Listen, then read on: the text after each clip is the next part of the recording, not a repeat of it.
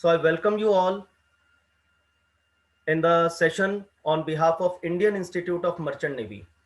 I welcome each and everyone present here, either student, teacher, or everyone, and especially Mr. Sanket Chawla and Mr. Nikhil. So let us continue from here. देखिए, सबसे पहले तो हम बात करेंगे यहाँ पर करियर की। जब आप लोगों से पूछा जाता है कि आप किस करियर को चूज करना चाहते हैं, जो स्टूडेंट्स अभी इस सेशन को ज्वाइन कर चुके हैं, I am giving you permission to unmute yourself. आप लोग अनम्यूट कर पाएंगे अपने आप को। अर्जुन, अपने आप को म्यूट रखेंगे बेटा, सिर्फ अनम्यूट करेंगे to interact. Okay okay okay sir. Hamad, आप भी अपने आप को म्यूट रखेंगे। कोई स्टूडेंट बात करना चाहेगा तो सिर्फ तभी आप लोग बात करेंगे। चलिए, अब इसके अंदर सबसे पहले तो देखिए कि आप में से कोई भी एक ऐसा स्टूडेंट मुझे बताए जिसका विजन क्लियर हो कि आपको बनना क्या है फ्यूचर में। Any one of you? Sir मेरा विजन क्लियर है, मुझे मेरा गोल कैप्टन बनना है। Captain in what? In navy, merchant navy? Sir in merchant navy, as a from deck officer to captain. Yeah, so this is a very clear cut pathway and you are here the right place, Arjun. I welcome you here. Sir, I have also other queries like I want to go for BSc in nautical science, not diploma in nautical science. Doesn't matter, we will discuss about each and every aspect. We will discuss about BSc in nautical science, we will discuss about DNS and also other options. इन सब के बारे में हम लोग बात करेंगे बेटा आज। Okay sir. चलिए, और कोई स्टूडेंट जिसका विजन बिल्कुल क्लियर हो कि आप क्या करना चाहते हैं आफ्टर क्लास 12? क्या आपका करियर गोल है? Any one of you? Yash, आप बताएं। Yash, Amanur Rahman, anybody else?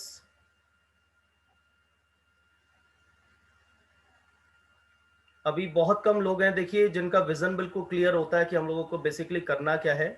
तो देखिए, इस कंफ्यूजन से बचने के लिए एक सबसे इंपॉर्टेंट चीज होती है जिसकी बात मैंने अभी आपसे की थी कि करियर चूज करने के लिए सबसे ज्यादा इंपॉर्टेंट चीज होती है करियर काउंसलिंग सेशंस। तो करियर काउंसलिंग सेशंस जो होते हैं बहुत ही क्रूशल होते हैं। तो आप देखिए, अगर हम करियर काउंसलिंग सेशंस की यहाँ पे बात करें तो स्कूल्स के अंदर करियर काउंसलर्स का अपॉइंटमेंट होना चाहिए। एंड इट्स वेरी अनफॉर्चुनेट कि हमारे सहारनपुर में या हमारे उत्तर प्रदेश में, इवन पूरे ऑल ओवर इंडिया के अंदर एजुकेशन सिस्टम ऐसा है कि जहां करियर काउंसलर्स बहुत कम जगह पर होते हैं। और करियर काउंसलिंग के थ्रू अगर चलो हमने किसी तरीके से अपना गोल सेट कर भी लिया, भले ही हम किसी से इंस्पायर्ड थे या कुछ भी था, तो जब हम लोगों ने यहाँ पर इसको चूज कर लिया कि हम लोग ठीक है अपना करियर हम इस फील्ड में सेट करना चाहते हैं, तो उसके बाद एक इंपॉर्टेंट चीज आती है how to choose our mentor. हम अपने मेंटर को कैसे चूज करेंगे कि हम किस तरीके से यहाँ पर करियर काउंसलिंग को चूज करें। ठीक है जी, तो करियर सेट हो गया। ठीक है भाई, हमें गोल सेट हो गया, हमें आईएएस ऑफिसर बनना है, हमें मर्चेंट नेवी ज्वाइन करनी है। अभी अर्जुन ने बोला he want to go to merchant navy. तो किस तरीके से अब हम लोग अपना मेंटर चूज करें जो हमें इस सब चीजों के लिए गाइड करेगा, तो ये भी एक क्रूशल इशू हम लोगों के लिए रहता है यहाँ पर। इसके बाद अगर हम लोग बात करें, देखिए आज हम सारे करियर्स के बारे में तो बात नहीं करेंगे। आज जो हम लोगों का गोल होगा that is only and only about merchant navy. आज हम सिर्फ और सिर्फ मर्चेंट नेवी की गाइडलाइंस आप लोगों को देने वाले हैं। We are going to discuss each and every aspect, जितना मैक्सिमम हम इस 1 आवर सेशन में आप लोगों को बता सकते हैं। We will try to tell you about merchant navy. तो मर्चेंट नेवी के अंदर देखिए, सबसे पहले तो मैं आप लोगों को एक क्लैरिफाई करूंगा यहाँ पर कि मर्चेंट नेवी की अगर हम बात कर रहे हैं यहाँ पर, तो मर्चेंट नेवी के अंदर दो चीजें देखिए आपको क्लियर होनी चाहिए। एक होती है मर्चेंट नेवी और एक होती है इंडियन नेवी। ठीक है, तो इंडियन नेवी जो होती है इसका मिलिट्री सर्विसेज से रिलेशन होता है। It is naval force of arm division. ठीक है, तो जो हमारी इंडियन नेवी है वो मिलिट्री सर्विस होती है। बट मर्चेंट नेवी की अगर मैं बात करूं, it is totally the commercial sector of maritime industry. ठीक है, ये मर्चेंट नेवी जो होती है ये बिल्कुल एक कमर्शियल सेक्टर होता है। इसका इंडियन नेवी से या मिलिट्री सर्विसेज से कोई रिलेशन नहीं होता। It is a different field. इसके अंदर हमारे पास डिफरेंट टाइप के शिप्स होते हैं जिसका मेन काम होता है इंपोर्ट एंड एक्सपोर्ट। ठीक है, आप लोग बहुत सारी इंपोर्टेड चीजें यूज करते हैं, तो वो सब इंडिया में कहां से आती हैं, या इंडियन चीजें जो बाहर एक्सपोर्ट होती हैं, ज्यादातर इंपोर्ट एक्सपोर्ट जो होता है वो सी रूट्स के थ्रू होता है। ठीक है, तो बहुत सारे कार्गो शिप्स होते हैं, टैंकर्स होते हैं, और इसके अलावा आप लोगों ने क्रूज शिप्स के बारे में सुना होगा, क्रूज लाइनर्स के बारे में। जब आप लोग घूमने के लिए जाते हैं तो कई बार क्रूज से आप लोग अपना ट्रिप प्लान करते हैं। तो ये सब चीजें कौन देखता है? ये सब कमर्शियल सेक्टर जो होता है, ये इंपोर्ट एक्सपोर्ट से रिलेटेड, ये सब मर्चेंट नेवी देखती है। ठीक है, अभी इस सेशन को मैं स्टार्ट करने से पहले आप लोगों को कुछ चीजें यहाँ पे क्लैरिफाई करना चाहूंगा। वो चीजें मुझे क्लैरिफाई आपको इसलिए करनी है कि ये जो आज का सेशन है, इसका मेन पर्पस क्या है? To make you aware. हमें आपको अवेयर बनाना है related to merchant navy. We just want to convey you the information. इसका पर्पस आज का किसी को मोटिवेट इसलिए करना नहीं है कि आप लोग मर्चेंट नेवी ज्वाइन करें, ठीक है, या आपको डीमोटिवेट करना इसका पर्पस नहीं है कि आप मर्चेंट नेवी ना ज्वाइन करें। ये सिर्फ एक मैसेज हम आप लोगों को कन्वे कर रहे हैं कि व्हाट इज मर्चेंट नेवी, इसमें क्या क्या होता है, क्या क्या बेनिफिट्स हैं इसके अंदर।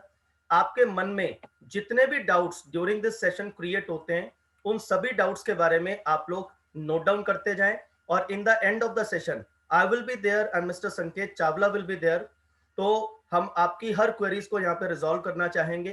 And personally I am the mentor in the education system and he is a mentor from merchant navy, क्योंकि mister Sanket Chawla from past 7 to 8 years is in merchant navy, और इनके पास हर प्रैक्टिकल एक्सपीरियंस है।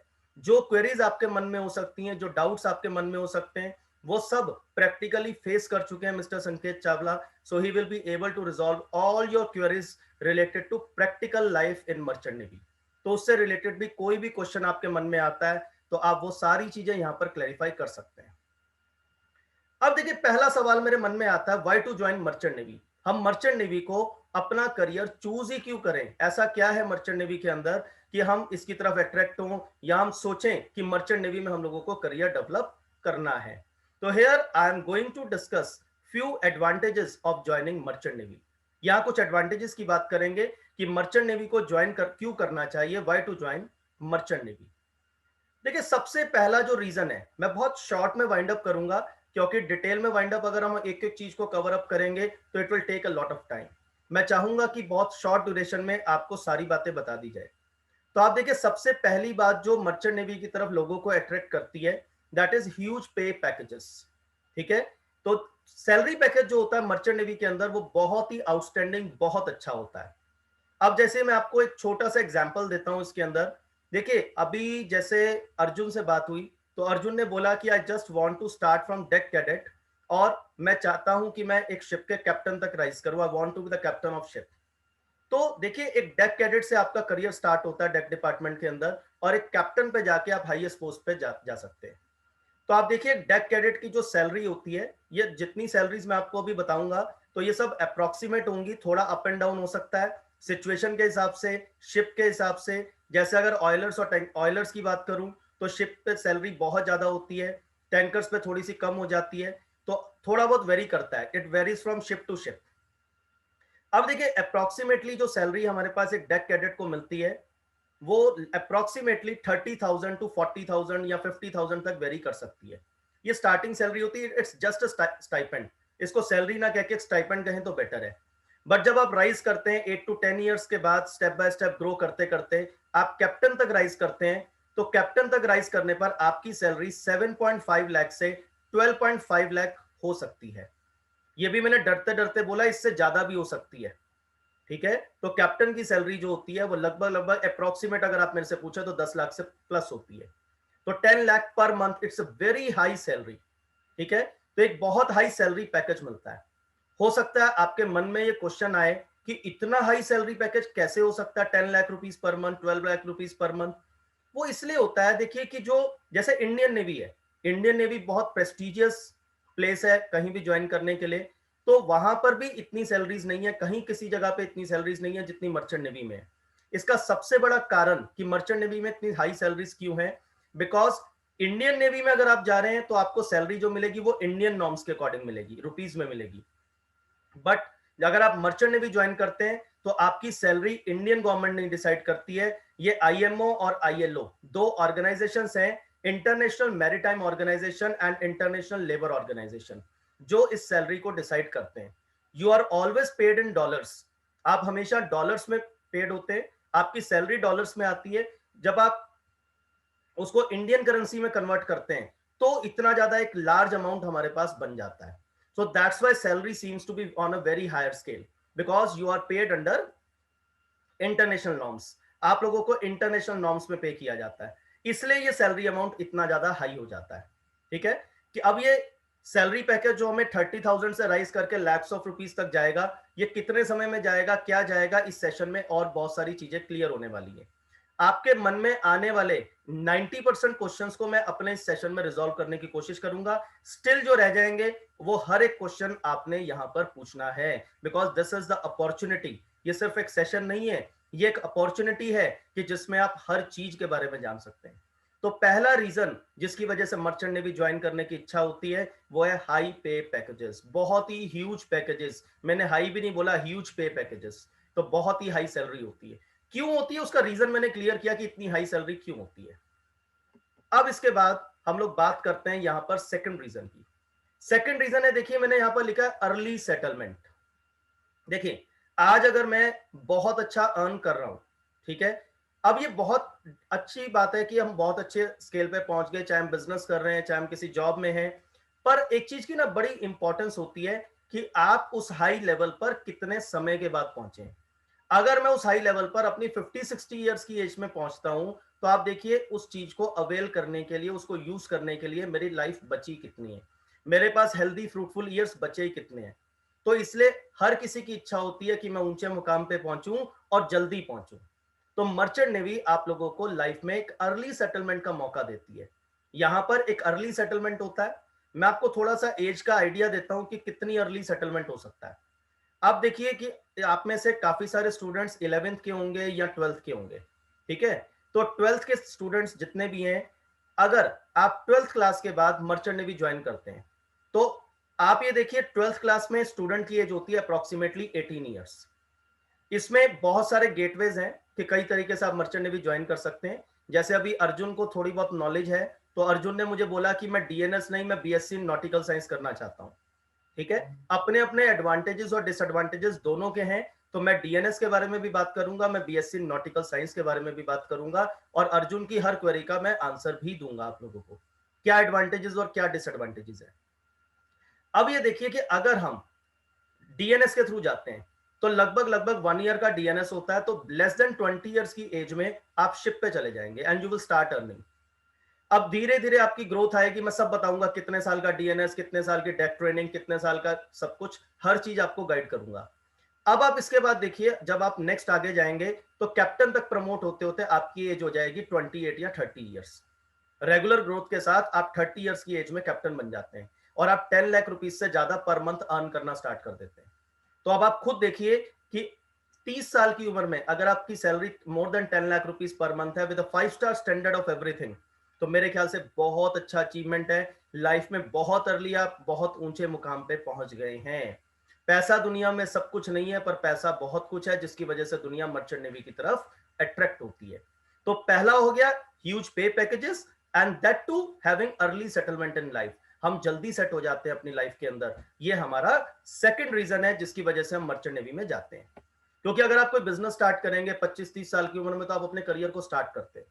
कोई और जॉब स्टार्ट करते हैं तो 25 साल की उम्र में आप स्टार्ट करते हैं, और यहां आप 20 ईयर्स में स्टार्ट करते हैं, और ग्रोथ बहुत जल्दी जल्दी मिलती है।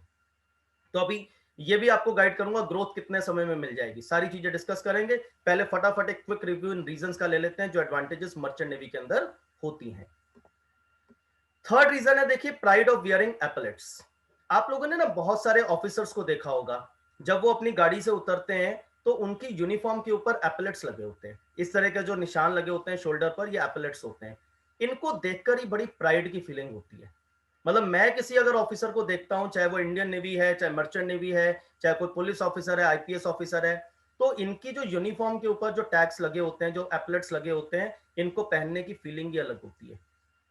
जब आप क्लास 12th के बाद अगर आप डीएनएस के थ्रू अगर आप जाते हैं इन मर्चेंट नेवी, या किसी और कोर्स को करने के बाद जाते हैं, सारे कोर्सेज की बात भी आज मैं करूंगा आपके सामने, तो डे 1 से जिस दिन आप जाते हैं, एडमिशन लेते हैं कॉलेज के अंदर पढ़ने के लिए, उसी दिन आप लोगों को डेक कैडेट की यूनिफॉर्म मिल जाती है डीएनएस के अंदर। तो आप ये देखिए, पहले दिन यूनिफॉर्म आपके पास होगी, और जैसे जैसे आप ऑफिसर्स में ग्रेड होते जाएंगे, ये देखिए आपके एपलेट्स चेंज होते जाएंगे। Last one is for captain. ठीक है, ये अर्जुन का सपना है। ठीक है, आई होप सो अर्जुन, आप जल्दी से अपने सपने को अचीव करेंगे। तो आप देखिए कि ये एपलेट्स की फीलिंग, एक और रीजन है जिसकी वजह से हम मर्चेंट नेवी की तरफ अट्रैक्ट होते हैं। नेक्स्ट रीजन हमारे पास आता है एडवेंचरस लाइफ। आप देखिए, लाइफ में एडवेंचर सभी को पसंद होता है। हम लोग अक्सर छुट्टियों में घूमने का प्लान बनाते हैं। आपने यूट्यूब पे देखा होगा, काफी सारे लोग ऐसे होते हैं जो एडवेंचरस स्पोर्ट्स करते हुए, अपनी एक्टिविटी करते हुए, वो कहीं ना कहीं अपनी इमेजेस फेसबुक पे, इंस्टा पे शेयर करते हैं, सोशल मीडिया प्लेटफॉर्म्स के ऊपर। तो एक एडवेंचरस लाइफ जीना सबको पसंद है। ठीक है, अभी मैं देख रहा था, संकेत हमारे घूमने के लिए गए। ठीक है, तो अभी संकेत ने कुछ दिन पहले अपनी एक वीडियो डाली थी स्क्यूबा डाइविंग करते हुए। क्लास 12 में बच्चे स्क्यूबा डाइविंग के बारे में पढ़ते हैं सोल्यूशन चैप्टर के अंदर। तो आई सॉ कि संकेत ने भी, स्माइल है देखो संकेत के फेस पे, तो स्क्यूबा डाइविंग करते हुए संकेत को मैंने देखा, तो I was very relax to see him कि जो चीजें हम बच्चों को पढ़ाते हैं, देखो he is just looking to that. अब देखो ये एडवेंचर, अगर हम संकेत की बात करें तो हो गया एक हॉलीडे पे उसने एक एडवेंचरस स्पोर्ट किया। लेकिन अगर मैं बात करूं मर्चेंट नेवी की, तो ये एडवेंचरस लाइफ ये इनकी लाइफ का पार्ट होती है। क्योंकि आप सोचिए कि एक शिप पे आप लोग जा रहे हैं, दूर दूर तक आपको सिर्फ पानी पानी दिखाई दे रहा है। ठीक है, शिप पे आप लोग 25-30 लोग हैं। एक शिप में नॉर्मली जो कार्गो शिप्स होते हैं 20-25 लोगों का एक ग्रुप होता है जो एक टीम वर्क की तरह आगे बढ़ते हैं। तो एक एंजॉयमेंट के साथ वो लोग आगे बढ़ रहे होते हैं। वो छोटी सी दुनिया उनकी दुनिया होती है, समझ गए। और जितनी एडवेंचरस लाइफ वो लोग जीते हैं, वो उसका एक मजा अलग ही है। खास तौर से जब आप लोग यंग होते हैं, जो ये हमारी 20 से 30 साल की उम्र होती है, इसमें हमें एडवेंचर्स बहुत पसंद होते हैं। धीरे धीरे एज ग्रो करती है, जीवन की प्रायोरिटीज बदलती हैं, फैमिली की प्रायोरिटीज बदलती हैं, आप लेस एडवेंचरस होते जाते हो। पर कुछ लोग बड़े यंग रहते हैं सारी उम्र, उन्हें एडवेंचर होल लाइफ के लिए पसंद होता है। ये तो अब आपके ऊपर डिपेंड करेगा कि आपको एडवेंचरस लाइफ कितनी पसंद है। तो merchant navy is itself an adventure. तो ये तो अपने आप में ही एक एडवेंचर है मर्चेंट नेवी। अब अगर हम यहां पर बात करें नेक्स्ट रीजन की, बेटर लाइफस्टाइल। देखिए, कोई भी आर्म डिवीजन हो, मिलिट्री सर्विसेज हो, मर्चेंट नेवी हो, ये आप लोगों को एक बेटर लाइफस्टाइल देती है, समझ गए। यहां आपको डिसिप्लिन की इंपॉर्टेंस सिखाई जाती है, सबसे इंपॉर्टेंट चीज ऑफ लाइफ। हमारी लाइफ में सबसे ज्यादा इंपॉर्टेंट चीज होती है डिसिप्लिन होना चाहिए हमारी लाइफ के अंदर। हमें एक टाइमलीनेस होनी चाहिए लाइफ के अंदर। 8 o'clock मीन्स 8 o'clock, समझ गए। कैप्टन ने ऑर्डर दिया, we have to follow that. आपकी लाइफ अपने आप ही डिसिप्लिन हो जाती है, आपको इनडिसिप्लिन लाइफ में कहीं पसंद नहीं रहेगा, समझ गए। तो एक बेटर लाइफस्टाइल देती है हमें मर्चेंट नेवी। इसके अलावा गुड फूड। देखिए, हम कभी भी बाहर घूमने के लिए जाते हैं तो एक बड़ी चिंता होती है वहां में अच्छा खाना मिलेगा या नहीं मिलेगा। ठीक है, आप यहां से मान लो सपोज करो घूमने के लिए किसी हिल स्टेशन पे जाते हैं, आप जाओ नैनीताल जाओ, आप मनाली जाओ, आप मसूरी जाओ, आपको एक अच्छा फूड मिल जाता है, आपको पता है वहां बड़ी अच्छी होटल चेन्स है, आपको मिल जाएगा। आप यहाँ से अंडमान जाओगे ना घूमने के लिए, तो आपको चिंता होगी यार अच्छा खाना मिलेगा कि नहीं मिलेगा। और हमारे यहाँ बहुत सारे लोग वेजिटेरियन है, एक बड़ी चिंता होती है सर वेजिटेरियन खाना वहां मिलता है कि नहीं मिलता। यहाँ ऐसा तो नहीं कि भैया हम चाइना जा रहे हैं वहां सी फूड पे जिंदा रहना पड़ेगा हमें, ऐसा नहीं है। तो लगभग सभी शिप्स के ऊपर हर तरह का फूड अवेलेबल होता है। ठीक है, वेजिटेरियन फूड अवेलेबल होता है, ऐसा नहीं है कि आपको वेजिटेरियन फूड नहीं मिलेगा। ठीक है, हर तरह का फूड वहां पर अवेलेबल होता है। तो वहां पर एक अच्छा फूड विद 5 स्टार फैसिलिटीज, समझ, जैसा एक 5 स्टार होटल में खाना मिलता है, उतना हाइजीनिक और अच्छा खाना आप लोगों को मर्चेंट नेवी में शिप्स पे प्रोवाइड किया जाता है। ठीक है, तो एक बहुत अच्छी क्वालिटी का फूड भी हमें वहां पे मिलता है which is totally free of cost. ऐसे बहुत सारे पर्क्स हैं जो फ्री ऑफ कॉस्ट रहते हैं। सारी सर्विसेज जो होती हैं शिप पे, वो शिप में कंपनी हम लोगों को प्रोवाइड करती है। इसके बाद जो बहुत बड़ा एडवांटेज है वो है लॉन्ग वेकेशंस का। बहुत बड़ी बड़ी वेकेशंस आप लोग यहाँ पे ले सकते हैं। अब देखिए, सपोज आप किसी आईटी कंपनी में काम करते हैं, एक आईटी कंपनी के अंदर 4 दिन की छुट्टी लेनी हो तो बहुत मैनेजमेंट सोचना पड़ता है। ठीक है, मैनेजर अप्रूव करेगा या नहीं करेगा। अब ये जो पॉइंट है ना, इसमें एक एडवांटेज भी है और एक डिसएडवांटेज भी है, मैं दोनों चीजें डिस्कस करूंगा यहाँ पर। ठीक है, यहाँ पर हमें अगर मान लो सपोज करो मुझे मालूम है कि मुझे प्लान करना है यार दिसंबर में ना मेरी फैमिली के अंदर एक फंक्शन है, तो मुझे वहां पे 2 महीने की छुट्टी लेके घर पे आना है। या सपोज करो आपकी अपनी मैरिज है, ठीक है, अगर आप आईटी जॉब में है तो 1 हफ्ते की छुट्टी लेना बहुत मुश्किल होता है। ये सब लोग जानते हैं, आपके ब्रदर्स सिस्टर्स कहीं ना कहीं जॉब में होंगे डेफिनेटली। लेकिन मर्चेंट नेवी के अंदर you can plan for a 2 months holiday, even आप 6 मंथ्स हॉलीडे को भी प्लान कर सकते हैं। ठीक है, ऑल्दो आपको बेसिक सैलरी कुछ कंपनीज में मिलती है और कुछ कंपनीज में तो बेसिक सैलरी भी नहीं मिलती अगर आप घर पे होते हैं तो। ठीक है, ये आप मान के चले ठीक है सैलरी नहीं आ रही, but you are very happy कि 6 मंथ्स की आपने ऑफ लिया अपनी जॉब से, and you are sitting at your home along with your family, you are spending your time, ठीक है, लेकिन फिर भी आपकी जॉब को कोई खतरा नहीं है, तो मर्चेंट नेवी हमें ये अपॉर्चुनिटी प्रोवाइड करती है। लेकिन अब देखो, ये आप फायदे देख रहे हैं, नुकसान भी हैं। क्यों? हर कोई जॉब, दुनिया में किसी भी तरह की जॉब हो, वो अपने आप में कुछ रिस्पॉन्सिबिलिटीज लेकर आती हैं। कोई भी जॉब हो दुनिया में, वो रिस्पॉन्सिबिलिटीज लेकर आती है, ठीक है। अगर आप शिप पर हैं तो you are a very responsible person, ship आपके भरोसे चल रहा होता है, समझ गए। आपको बहुत सारी रोल्स एंड रिस्पॉन्सिबिलिटीज वहां पे पूरी करनी होती हैं, हर स्टेज की रिस्पॉन्सिबिलिटी। अभी जैसे डेक डिपार्टमेंट की बात कर रहे थे हम लोग भैया अर्जुन से, तो डेक डिपार्टमेंट के अंदर काम होता है शिप को नेविगेट करना। इंजन डिपार्टमेंट अलग होता है, अभी सारे डिपार्टमेंट्स बताएंगे आपको, ठीक है। तो इससे क्या होता है कि जब आप 4-4 6-6 महीने जब लगातार शिप पे होते हैं, तो बीच में छोटे मोटे ओकेजन आपकी फैमिली के छूट भी जाते हैं। तो एडवांटेज भी है और डिसएडवांटेज भी है, पर ऐसा तो हर किसी जॉब में हो सकता है। अगर आप अपने घर में कोई काम कर रहे हैं तो बात दूसरी है, otherwise you are away from your family, तो फिर एवरी जॉब इज सेम, उससे कोई फर्क नहीं पड़ता है। नेक्स्ट बात करूं, प्रेजेंट्स डाइवर्सिटी। आप सपोज करिए, अब जैसे मैं सहारनपुर में हूं, तो मुझे बाहर के लोगों का बहुत ज्यादा नहीं पता है। मुझे नहीं पता रशिया में लोग कैसे होते हैं, कनाडा में लोग कैसे हैं, चाइना में कैसे हैं, जापान में कैसे हैं, मैं नहीं जानता। तो जब आप मर्चेंट नेवी में काम करते हैं, आपकी शिप पे ही कई कंट्री के लोग होते हैं। फिर जब आप शोर्स पे पहुंचते हैं, जब आप पोर्ट्स पे पहुंचते हैं, वहां कई तरह के लोगों से आपका मिलना जुलना होता है, तो एक डाइवर्सिटी आपको देखने को मिलती है। बहुत कम उम्र में आप लोगों को बहुत ज्यादा डाइवर्सिटी देखने को मिलती है, बहुत तरह के लोगों से मिलने का एक्सपीरियंस मिलता है। ये भी एक लाइफ का रेयर एक्सपीरियंस है जो मर्चेंट नेवी में आप लोगों को मिलता है। Next, educates team work. Ship के अंदर जो भी काम होता है, चाहे वो नेविगेशन से रिलेटेड हो, चाहे इंजन से रिलेटेड हो। मैंने बोला ना, एक शिप अगर मान लो एक कंट्री से दूसरी कंट्री में जाने में 8 दिन का समय लिया, उस 8 दिन में वो 25 लोग जो शिप पे हैं वही आपकी फैमिली है।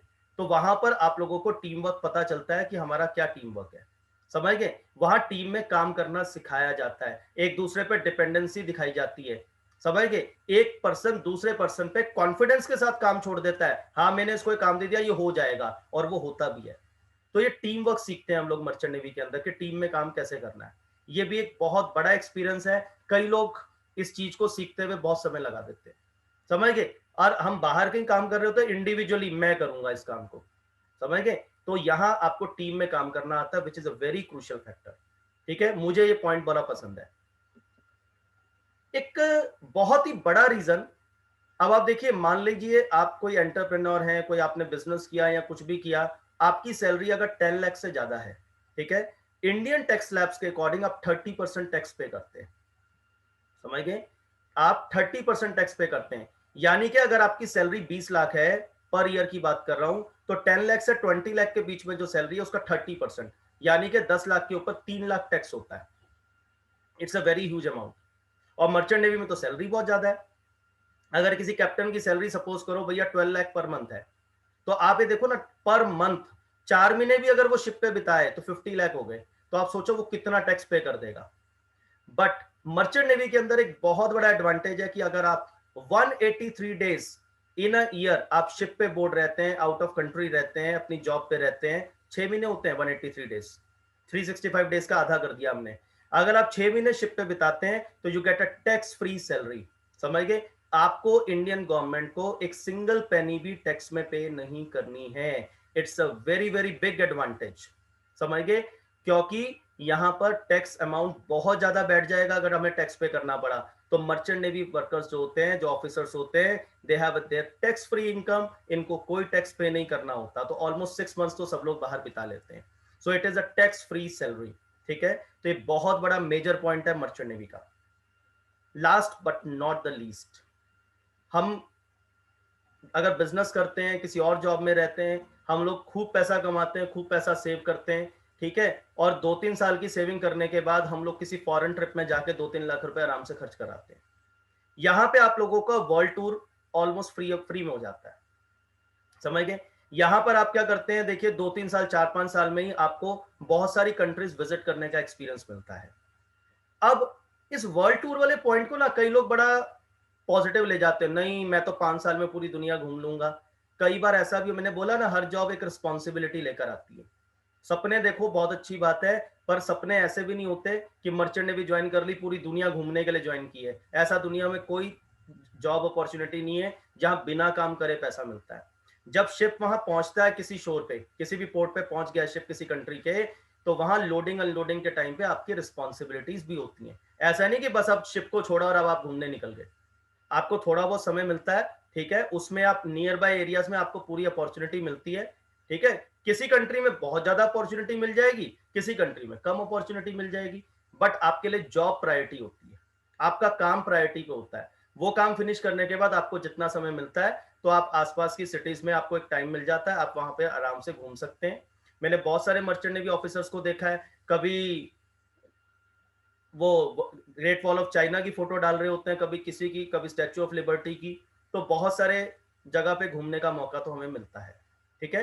पर ये उतना फ्री फ्लो नहीं होता जितना हम लोग कई बार सोच लेते हैं, इमेजिन कर लेते हैं।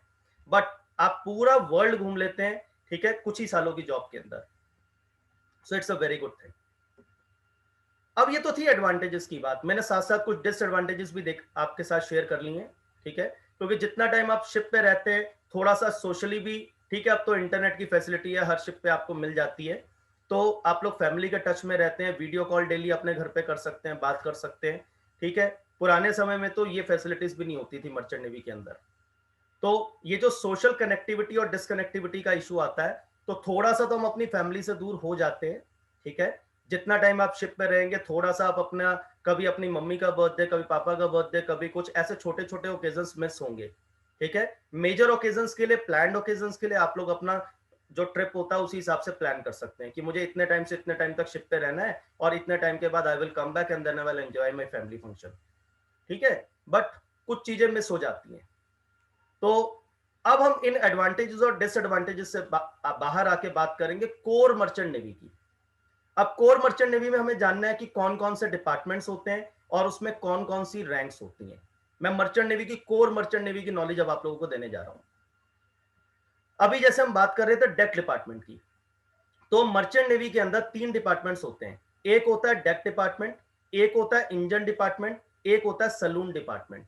मर्चेंट नेवी में जितनी भी जॉब ओपनिंग्स होती हैं या जितने भी मेंबर्स शिप पे काम कर रहे होते हैं, उनको बेसिकली हम लोग 3 पार्ट्स में डिवाइड करते हैं। एक होता है डेक डिपार्टमेंट, एक होता है इंजन डिपार्टमेंट, एक होता है सैलून डिपार्टमेंट। अब आप इसमें देखिए कि डेक डिपार्टमेंट में का मेन काम क्या होता है, शिप का नेविगेशन। आपको शिप को नेविगेट करना है, ठीक है। तो डेक डिपार्टमेंट में जितने ऑफिसर्स होते हैं उनका काम है शिप चलाना।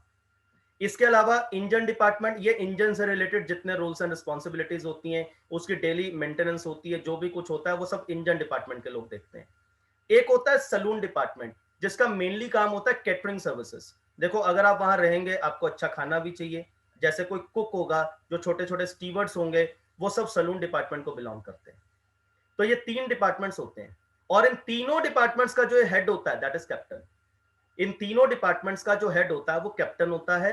Captain is the leading person in all the 3 departments. Captain के अंडर ही सब लोग काम करते हैं, he is the whole sole authority.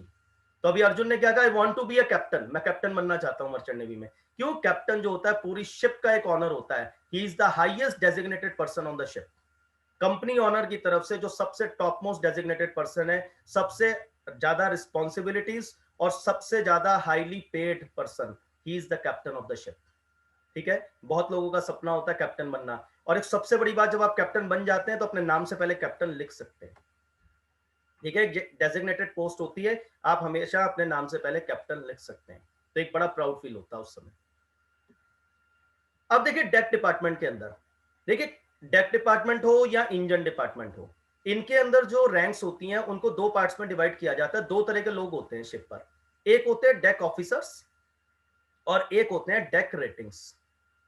अगर मैं इसको टेक्निकल लैंग्वेज में ना समझा के, अगर एक सिंपल लैंग्वेज में मैं आपसे बात करूं, तो यहां पर आप देखिए डेक ऑफिसर्स जो होते हैं वो हमारे पास होते हैं ऑफिसर्स जो होते हैं शिप पे, और डेक रेटिंग एक तरह से जो लेबर होती है, जो छोटे छोटे काम करती है शिप के ऊपर, वो लेबर जो होती है वो डेक रेटिंग्स होती हैं, उनको रेटिंग्स कहते हैं बेसिकली शिप के ऊपर।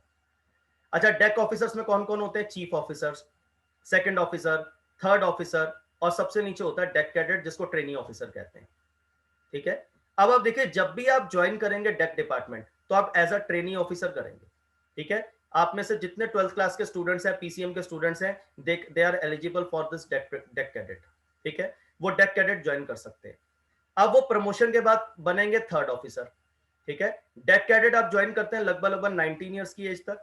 उसके बाद आपको 18 मंथ्स की ट्रेनिंग, डीएनएस के बाद गए हैं तो 18 मंथ्स की ट्रेनिंग, और बीएससी नॉटिकल साइंस के बाद गए हैं तो 12 मंथ्स की ट्रेनिंग। फिर आप बनेंगे थर्ड ऑफिसर, थर्ड ऑफिसर से आप बनेंगे सेकंड ऑफिसर, फिर चीफ ऑफिसर, और फिर इसके बाद तो कैप्टन आता है।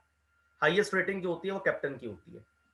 इसी तरह से अगर हम यहां पर बात करें कि अगर आप लोगों को ज्वाइन करना है रेटिंग्स में नॉर्मली लोग 10th के बाद ही चले जाते हैं, एज अ ट्रेनी सीमैन, फिर ordinary seaman, able body seaman, और हाईएस्ट जो रैंक होती है इसके अंदर वो होती है बोसन। ये सब चीजें लर्न नहीं करनी, ये सिर्फ आपकी जनरल नॉलेज के लिए आपको बताई जा रही है कि टेक डिपार्टमेंट में ऑफिसर्स होते हैं, रेटिंग्स होती हैं, ये नीचे से ऊपर की तरफ इनकी हाईएस्ट रैंक जाती है। तो ये तो बात हो गई डेक डिपार्टमेंट की। इसके बाद हम बात करेंगे इंजन डिपार्टमेंट। बिल्कुल वैसे ही इंजन ऑफिसर्स होते हैं, इंजन रेटिंग्स होती हैं। इंजन ऑफिसर इंजन कैडेट से स्टार्ट होता है, fourth engineer, third engineer, second engineer, chief engineer. Engineer, chief engineer इसमें हाईएस्ट पोस्ट होती है, ठीक है। इसके ऊपर सिर्फ कैप्टन ऑफ द शिप होता है, और कैप्टन आप बन सकते हैं सिर्फ नेविगेशन डिपार्टमेंट से, डेक डिपार्टमेंट से। डेक डिपार्टमेंट को नेविगेशन डिपार्टमेंट कहते हैं। तो चीफ इंजीनियर कभी भी कैप्टन नहीं बन सकता, तो इंजन डिपार्टमेंट आपके लिए है ही नहीं। यहां पे भी आप देखिए ट्रेनी सीमन की तरह ज्वाइन करते हैं। सबसे छोटी पोस्ट इसके अंदर होती है वाइपर, फिर ऑयलर, फिर फिटर। तो ये हमारे पास इंजन रेटिंग्स होती हैं लेबर डिपार्टमेंट इंजन की। इसके बाद देखिए सैलून डिपार्टमेंट में स्टीवर्ड, एज अ स्टीवर्ड हम ज्वाइन करते हैं, फिर असिस्टेंट कुक, फिर चीफ कुक। ये जो डिपार्टमेंट है ये बहुत बड़ा भी हो सकता है, बट एक जो हमारे ऑयलर्स और टैंकर्स होते हैं तो उनके लिए तो ये इतना सा ही होता है, सैलून डिपार्टमेंट 3-4 लोगों का होता है। लेकिन जैसे क्रूज शिप्स होते हैं वहां ये सर्विसेज बहुत ज्यादा इंपॉर्टेंट होती है, तो वहां ये बहुत बड़ा डिपार्टमेंट हो जाता है सैलून डिपार्टमेंट। तो इसके बारे में हम ज्यादा बात नहीं करेंगे क्योंकि ये हर शिप पे डिफरेंट होता है। अब देखिए इसके अंदर बात आती है, ठीक है डिफरेंट डिपार्टमेंट्स हैं, अब मर्चेंट नेवी अगर ज्वाइन करनी होती है तो मर्चेंट नेवी हम ज्वाइन कैसे कर सकते हैं, ठीक है। इसके बहुत सारे तरीके होते हैं। अभी जैसे डीएनएस और बीएससी नॉटिकल साइंस की बात हो रही थी तो मैं सारे एस्पेक्ट डिस्कस करने जा रहा हूं कि मर्चेंट नेवी ज्वाइन कैसे करते हैं आप लोग, ठीक है। फिर इसके बाद आपकी कुछ क्वेरीज बचेंगी तो हम उसके सबके आंसर्स देंगे आपको। देखिए 10th क्लास के बाद एक कोर्स होता है, 10th क्लास आपने की और 40% आपके मार्क्स होने चाहिए 10th क्लास में। इसके बाद एक कोर्स होता है हमारे पास जीपी रेटिंग कोर्स। जीपी का मतलब होता है जनरल पर्पस रेटिंग कोर्स, जिसकी ड्यूरेशन होती है 6 महीने, 6 मंथ्स की ट्रेनिंग होती है। अब ये जो ट्रेनिंग होती है ये आप किसी मैरीटाइम कॉलेज से ही करेंगे जो डीजी अप्रूव्ड होगा। उसके बाद आप as a training seaman join कर सकते हैं डेक और इंजन डिपार्टमेंट के अंदर। लेकिन यहां मैं एक चीज आपको क्लैरिफाई कर दूं कि जीपी रेटिंग कोर्स करने से पहले आपके पास जॉब एश्योरेंस नहीं होती। आप जीपी रेटिंग कोर्स करते हैं, उसके बाद आपको जॉब सर्च करनी पड़ती है, जॉब ढूंढनी पड़ती है, कंपनीज में अप्लाई करना पड़ता है। जब कोई कंपनी आपको स्पॉन्सरशिप दे देती है तब आप as a trainee seaman deck department में या फिर इंजन डिपार्टमेंट में आप जाते हैं, ठीक है। ये आफ्टर 10th क्लास की बात है। और यहां से आपको ये रेटिंग कोर्स है, जनरल पर्पस रेटिंग कोर्स, यहां से आप ऑफिसर नहीं बन सकते कभी भी, ठीक है। तो आपको जो काम मिलेगा वो रेटिंग्स वाला काम मिलेगा, चाहे इंजन डिपार्टमेंट में और चाहे डेक डिपार्टमेंट के अंदर। ऑफिसर कभी नहीं आप बन सकते इस रास्ते से, ठीक है। तो ये है जनरल पर्पस रेटिंग कोर्स। इसके बाद बारी आती है सलून डिपार्टमेंट की। यहां class 12 from any stream, class 12 कोई भी stream, PCM, PCB, commerce, any stream, बड़े ध्यान से सुन लीजिए, कोई भी स्ट्रीम।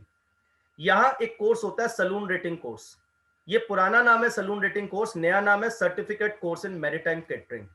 ये नया नाम है। इस नाम से कोर्स है जिसकी ड्यूरेशन होती है 6 मंथ्स। आप 12th क्लास के बाद कॉलेज में अप्लाई करिए, ठीक है, और वहां पर ये 6 मंथ्स का कोर्स करिए। फिर से वही बात है, आपको जॉब सर्च करनी पड़ेगी, डिफरेंट कंपनीज के अंदर आपको अप्लाई करना पड़ेगा। जॉब्स निकलती रहती हैं, वेरी फ्रीक्वेंट। और इवन कुछ कॉलेजेस ऐसे भी है जहां जीपी रेटिंग कोर्स के लिए या ये मैरीटाइम कैटरिंग के लिए जो कोर्सेज हैं, इन कोर्सेज में 80 to 85% वहीं पे आपका कैंपस प्लेसमेंट हो जाता है। वहीं कंपनीज आती हैं, वहीं से बच्चों को सिलेक्ट करके ले जाती हैं। तो जो अच्छे कॉलेजेस हैं वहां अच्छी खासी जॉब प्लेसमेंट मिल जाती है। तो आप ज्वाइन करते हैं एज अ स्टीवर्ड, फिर धीरे धीरे आप लोग यहाँ पे असिस्टेंट कुक और चीफ कुक के पोस्ट पे प्रमोट हो जाते हैं। और जो सैलरीज होती है मैं बताऊं, जैसे जनरल पर्पस रेटिंग कोर्स करने के बाद आप गए और अगर उसमें हाईएस्ट पोस्ट बोसन की थी, ठीक है, वहां भी 1-1.5 लाख रुपए सैलरी आराम से हो जाती है। चीफ कुक की बात करूं तो नॉर्मल सैलरी 1-1.5 लाख रुपए पर मंथ है, और ये क्रूज शिप्स पे जाके 4-4, 5-5 लाख रुपए पर मंथ भी हो सकती है, 4 to 5 लाख पर मंथ, ठीक है। बट सबसे ज्यादा स्कोप जो मुझे नजर आता है वो डेक डिपार्टमेंट का नजर आता है। अब देखिए आपकी स्क्रीन पे बहुत ही वैल्यूएबल इंफॉर्मेशन यहां पे मुझे दिखाई दे रही है, ठीक है, हाईली वैल्यूएबल इंफॉर्मेशन, इसको बड़े ध्यान से देखिएगा।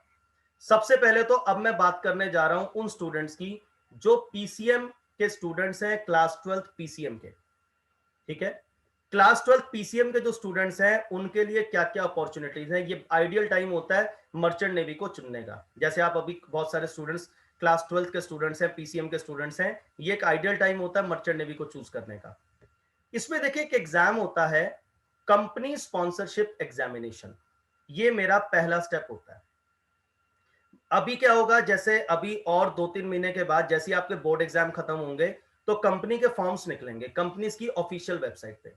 मैं बात करूंगा सिर्फ उन कंपनीज की जो वर्ल्ड की टॉप 5 या टॉप 10 कंपनीज हैं, जो शिपिंग की टॉप मोस्ट कंपनीज है, like Anglo eastern, fleet management, इस तरह की जो बड़ी बड़ी कंपनीज हैं। तो हर कंपनी का एक स्पॉन्सरशिप एग्जामिनेशन होता है, ठीक है। तो हमें उस रिटर्न एग्जाम को सबसे पहले क्वालिफाई करना है, सबसे पहला काम। फिर उसके बाद अगर रिटर्न एग्जाम क्वालिफाई हो जाएगा तो कंपनी आपको सेलेक्ट करेगी फॉर इंटरव्यू, आप इंटरव्यू देंगे। इंटरव्यू भी क्लियर हो जाता है तो कंपनी आप लोगों को एक स्पॉन्सरशिप लेटर दे देगी, यानी कि कंपनी आपको एक स्पॉन्सरशिप ऑफर कर देगी। फिर तीसरे नंबर पे आपका एक एग्जाम होगा जिसको कहते हैं IMU CET, जो 1 साल में 2 बार आता है।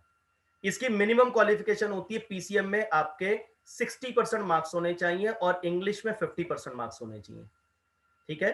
तो आपको IMU CET क्वालिफाई करना है, आपको इसका भी एक रैंक सर्टिफिकेट मिलेगा। आपके पास 2 चीजें होनी चाहिए, कंपनी का स्पॉन्सरशिप लेटर होना चाहिए और IMU CET का रैंक सर्टिफिकेट होना चाहिए। इन दोनों को लेकर आप डीजी शिपिंग के किसी कॉलेज में जाएंगे फॉर टेकिंग एडमिशन। अब इसके प्रोसेस कई होते हैं, इसमें आप डायरेक्ट कंपनी का फॉर्म फिल कर सकते हैं, डायरेक्ट कॉलेजेस के फॉर्म्स फिल कर सकते हैं, वो सब आपको time to time guidelines provide की जाएंगी, क्या करना है कैसे करना है। इसमें भी बहुत सारे ऑप्शंस होते हैं, बहुत सारे ट्रिक्स होती हैं जिससे आप आगे बढ़ सकते हैं। अब देखिए ज्वाइन एज कैडेट इन 1 ईयर डीएनएस, इस इन तीनों स्टेप्स को क्लियर करने के बाद 2 पेपर ऑब्टेन करने मैंने बताया, पहला कंपनी का स्पॉन्सरशिप लेटर और दूसरा IMU CET का रैंक सर्टिफिकेट, 2 चीजें मिल गई। अब आप किसी कॉलेज में जाएंगे डीजी शिपिंग के और वहां से आप करेंगे डीएनएस। डीएनएस का मतलब होता है डिप्लोमा इन नॉटिकल साइंस, ठीक है। मैं यहां पर एक चीज मेंशन करूंगा, यहां पर डीएनएस जो अभी एक हम लोगों के सामने क्वेरी आ रही थी अर्जुन की, तो मुझे लगता है अर्जुन को यहां से एक आंसर जरूर मिलेगा। इसको कहते हैं डीएनएस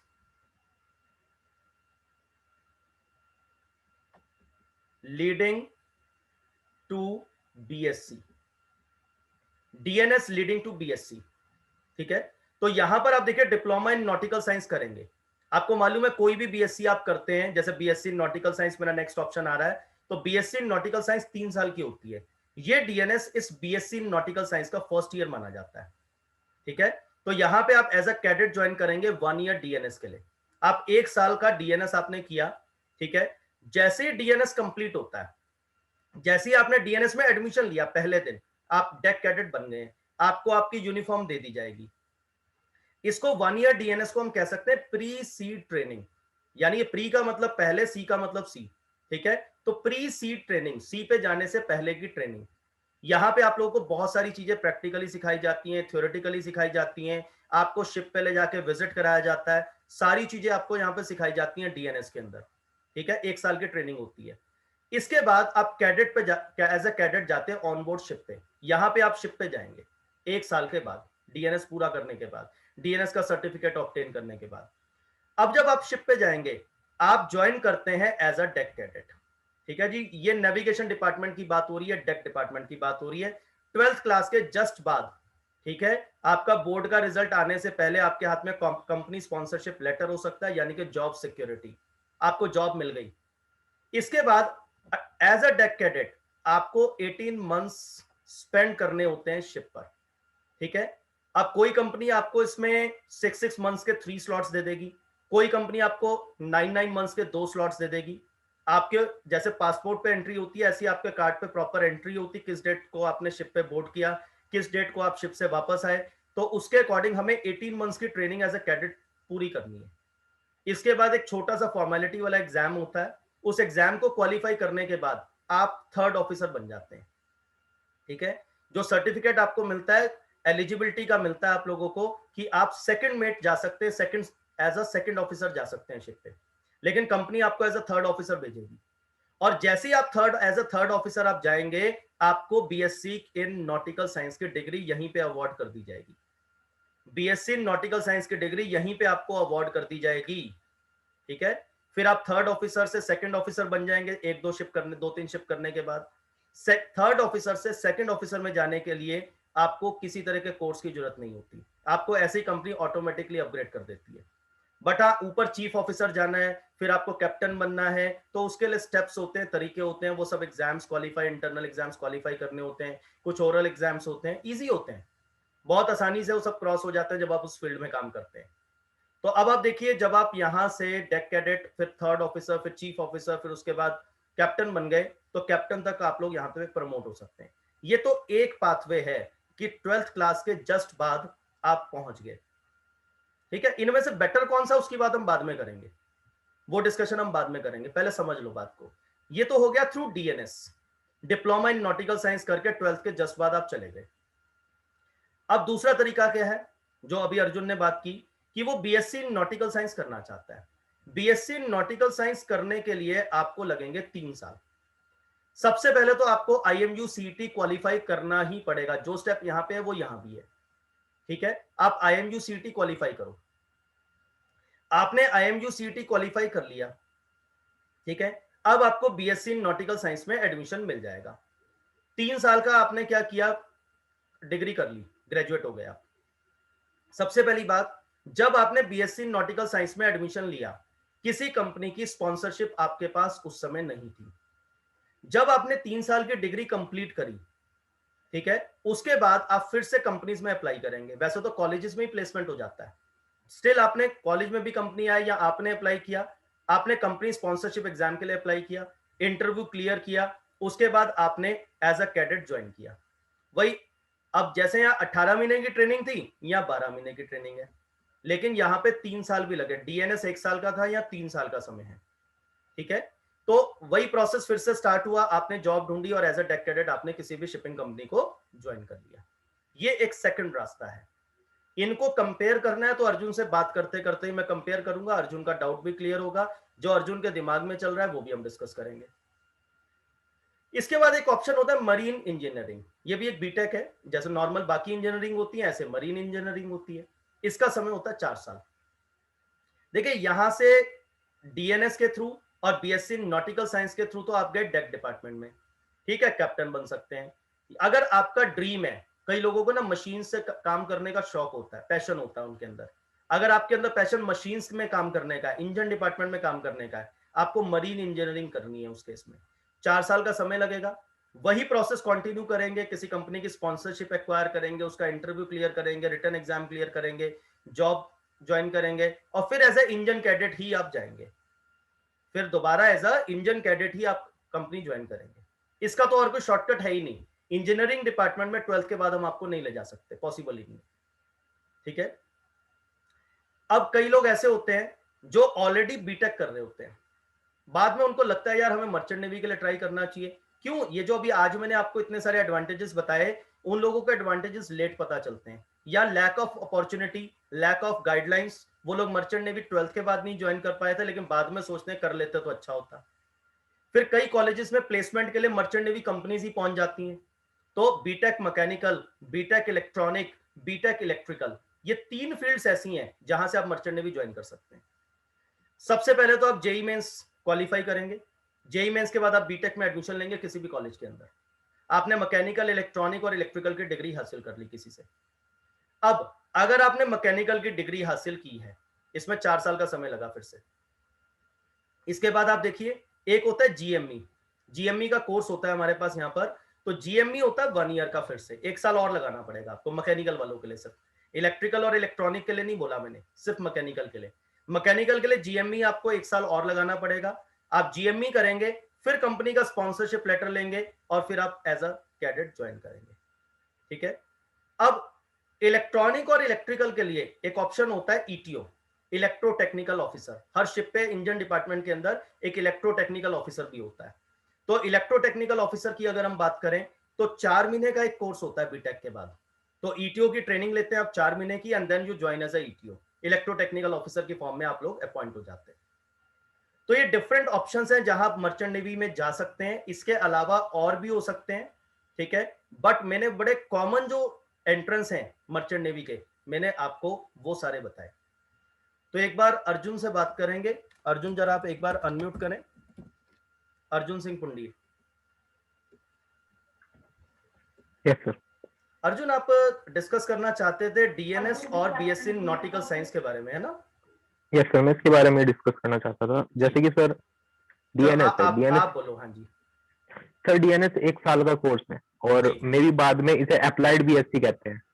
और दूसरी जगह है BSc नॉटिकल साइंस। अगर हम BSc नॉटिकल साइंस करते हैं तो हमें एक BSc की कंप्लीट डिग्री मिलती है जो कि कई जगहों पे मान्य है, और उस डिग्री के ऊपर आप बाद में MBA भी कर सकते हो। मान लो कि कभी ऐसा हो जाए कि आप नेवी में और मतलब आगे कंटिन्यू ना कर पाए, तो आप उस डिग्री के ऊपर आप MBA कर सकते हो। आप उस डिग्री के ऊपर UPSC का एग्जाम भी दे सकते हो जो कि IPS और IFS इस तरह की गवर्नमेंट जॉब्स में निकलता है, एंड रेलवे में भी इस डिग्री का यूज हो सकता है। बट अगर आप DNS करते हो तो आप सिर्फ एक तरह से आप सिर्फ नेवी ही कर सकते हो।